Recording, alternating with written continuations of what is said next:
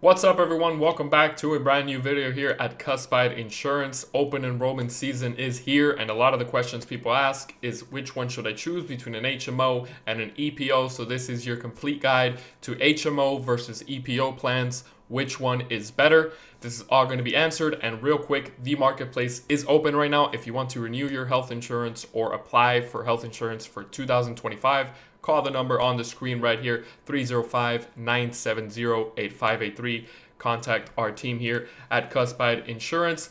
Let's get into it. So diving straight in, what is an HMO plan? An HMO, Health Maintenance Organization, is a health insurance plan that limits coverage to a network of doctors and hospitals. Out of all the four types, this is going to be your most kind of restrictive because it requires you to choose a primary care doctor or a PCP, and it needs a referral from a PCP to see specialists. So that's the main reason between an HMO and an EPO. So with an HMO, you are going to need a referral from your primary care doctor to go see that specialist.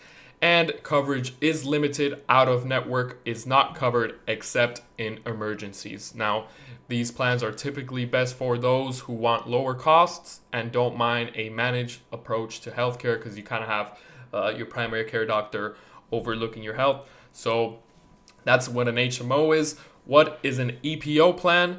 So an EPO plan is a exclusive provider organization, is a health insurance plan that provides coverage if you use doctors, specialists, hospitals inside the plan's network. So some key features of an EPO plan are that you're not required to choose a primary care doctor. Like in an HMO, you have to choose your doctor. Sometimes it's assigned to you, but here you do not have to do that, and you do not need any referrals to see a specialist, right? So you don't need any referrals to see specialist doctors, and similar to an HMO, the coverage is limited, and out of network is not covered except in emergencies. So that's the only real kind of similarity between an EPO and an HMO, is that you cannot get care outside of network. It's not going to be covered. So an EPO plan is best for those who want flexibility within a network but prefer lower premiums than those of the PPOs, because the PPOs are the most expensive inside the Affordable Care Act, inside the Obamacare. So think of an EPO as kind of a little lesser version of a PPO, but it still gets the job done. It's still very similar to a PPO plan. So the costs, right? Everybody wants to know the cost. HMO versus EPO costs. These are without a subsidy. Thanks to Forbes.com, they made a little article here, so I kind of merged it into this video. So for example, a 21-year-old is going to be paying around $342 a month without a subsidy for an HMO plan, and a 21-year-old is going to be paying $380 a month for an EPO plan monthly. So as you can see here, the costs are just a little bit extra for the EPO, just because you kind of get more flexibility with that plan. So as you can see here, these are the costs on the screen. This is without a subsidy, so don't think you're going to pay this much, because most households, 4 out of 5 households, qualify for a $10 a month or less plan. So this is without a subsidy. So keep that in mind. Do not get scared when you see that number. So HMO plan. Pros and cons of an HMO plan. The pros, you obviously have the lower monthly premiums, right? Lower out-of-pocket costs usually. And you will have coordinated care through your PCP, because your primary care doctor is overlooking your health, right?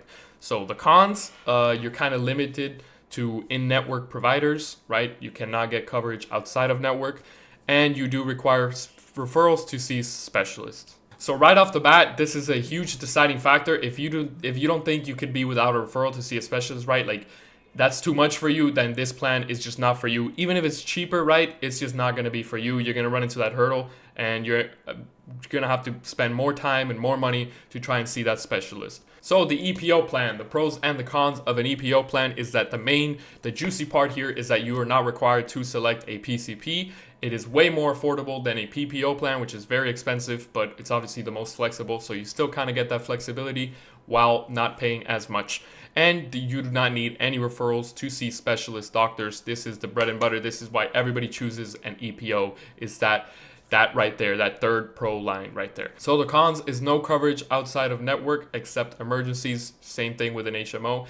And the premiums are going to be higher than their HMO counterpart. So that is going to be the main difference between the two. So lastly, HMO versus EPO. Which should you choose? Should you choose an HMO or an EPO? So if you're on a budget, then you have to go with an HMO plan because they simply have lower premiums. Now, if you want flexibility, the EPO lets you see specialists without a PCP, right? So you do not need to do that. A larger network, if you want a larger network, then you go with an EPO because it simply offers more options. It's a bit of a larger network than an HMO, which is kind of more restrictive. And if you do not mind referrals, you don't really care, then HMO, because simply it's similar. You just end up saving money with an HMO overall. So one last tip here is check to see if your doctors are in network and choose your plan based on costs, flexibility, and your overall needs, right? Your next door neighbor does not have the same needs as you. So that is pretty much it. So if you want to save money on your plan here, Cuspide Insurance treats you the best. Call the number on the screen here, 305-970-8583. The marketplace is open. Hopefully that gives you an idea of which route to take, an HMO or an EPO. In the end, it's all up to you. It's all up to your wants and your needs. So thank you all so much for watching. Make sure to leave a like and subscribe to the channel. I will see you all in another video. Bye-bye.